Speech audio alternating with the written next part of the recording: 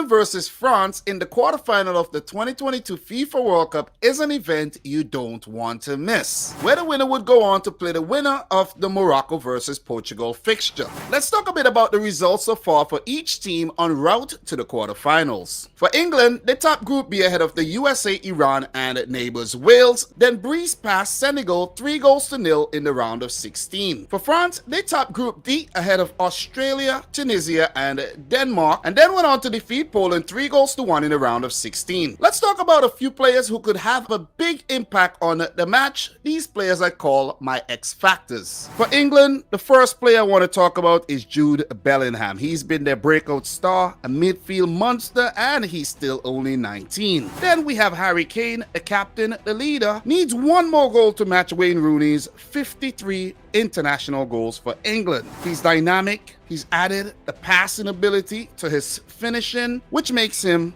a complete forward. And then we have Jordan Pickford. He's going to need to be a stonewall in goal for England. Will be tested versus the likes of Olivier Giroud, Kylian Mbappe, and Antoine Griezmann, and definitely came up clutch in the round of 16 versus Senegal with a massive save.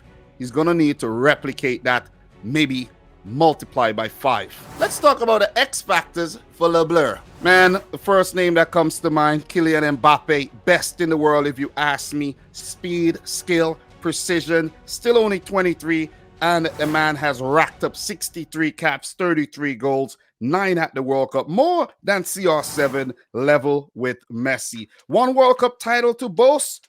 Kyle Walker, I pray for you. And then we have Antoine Griezmann, Mr. Consistency for France. Big individual performance pending in my opinion. Feels at home in that blue shirt, not the club Griezmann we're looking at right here.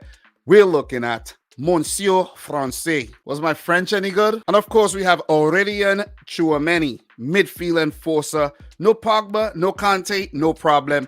Tchouameni versus Jude Bellingham will be a very good battle to look out for in this game. Guys, let's take a look at how both teams could line up in this big quarterfinal fixture. Okay, let's take a look at the England 11 that they featured versus Senegal. Gareth Southgate does play a 4-3-3 formation.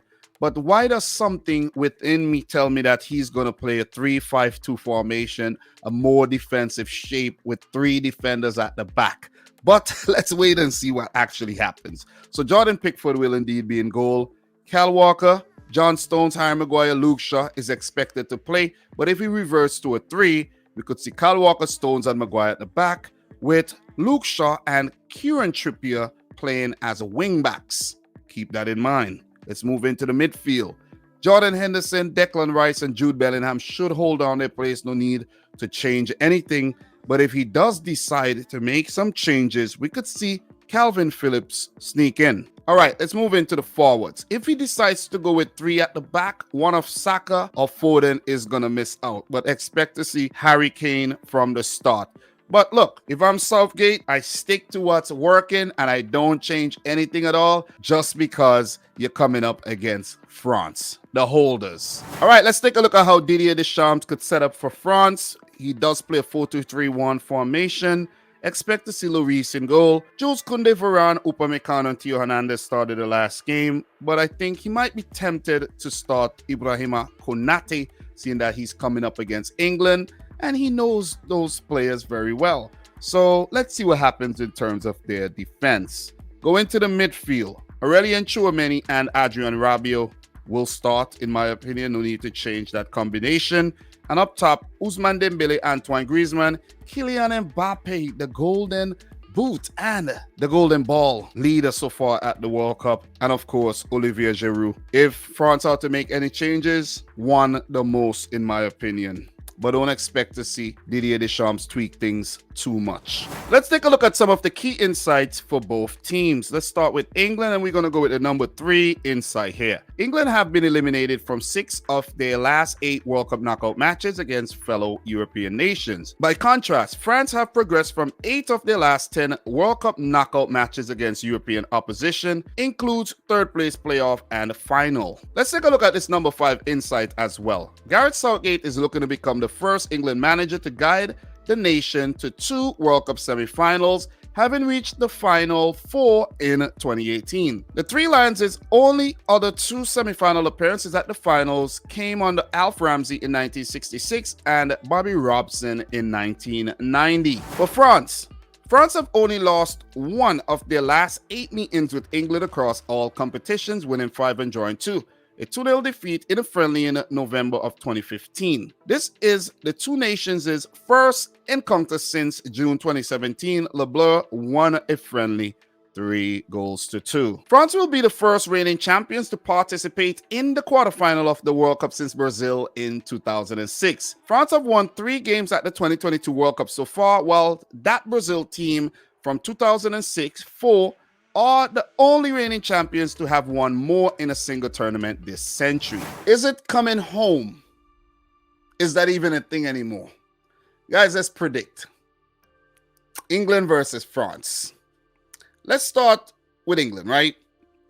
Started off things with a massive 6-2 win over Iran, but they did let in 2 goals against a USA 0-0 draw where the USA appeared to be the better team on the day. Bounced back against Wales, but that was a second half performance that got the better of Wales. First half, they weren't.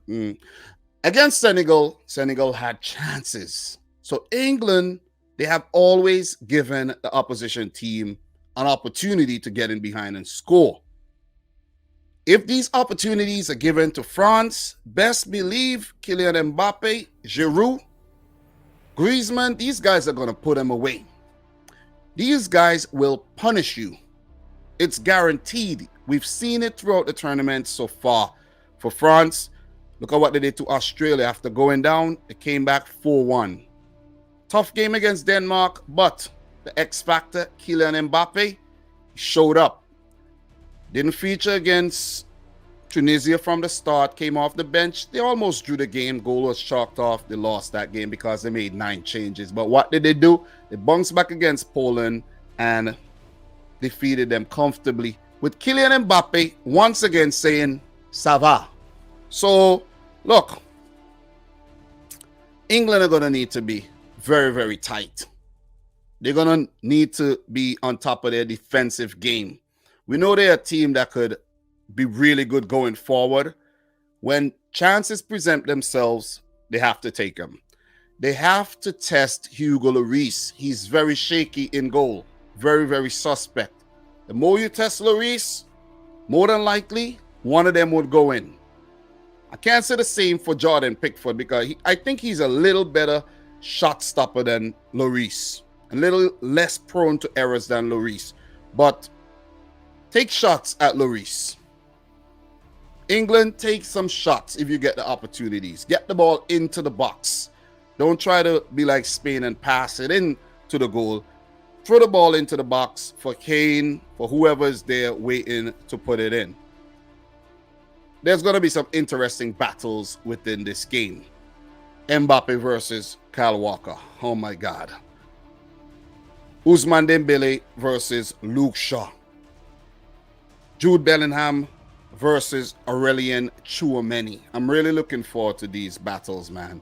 And the likes of Giroud dealing with Harry Maguire, John Stones, Henderson, and these guys. Whoever starts for England, Kane is going to be a problem as well. So Upamecano or Varane, these guys have to be on the A game.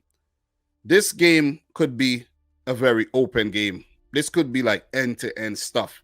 Because if England sit back and think they're going to be able to keep Kylian Mbappe quiet and keep him from not scoring, they're lying. They're lying. Something must happen. You have a lot of players in that England backline who are mistake prone. They're prone to error. Look, I'm a Man City fan, not because I'm a Man City fan. Kyle Walker could do some real dumb shit sometimes. John Stones, and oh my God, Harry Maguire, we know what he's capable of doing, right? And I'm not speaking any positive things right now. England are going to have to be very, very careful with France here. Very, very, very careful. I can't see England winning. I can't. I really can't. I try to picture some ways that England could beat France. I can't. This game's not even going to extra time. I have France beating England 3-1. Mbappe, the difference. I don't see any slowing down for this kid. England will get one back. They do have some very good players in their team. Foden, Saka, threatening. Bellingham, he's been playing well. Kane, they'll get one back. But at times, they've struggled to break teams down. Struggled against the USA, struggled at first against Wales, and struggled at the beginning against Senegal. Senegal had chances, and then, of course, England picked them apart, right? It's not going to be the same against Le Bleu. I don't see this France team getting knocked out in the quarterfinals. England, pack your bags. You're going home. France, you're going to move on to play one of Portugal or Morocco. Go check out that video to hear what I have to say and see which team I predict to move on to the semi-final. This French team looks like the real deal, even without Pogba, Kimpembe, Kanté, Karim Benzema.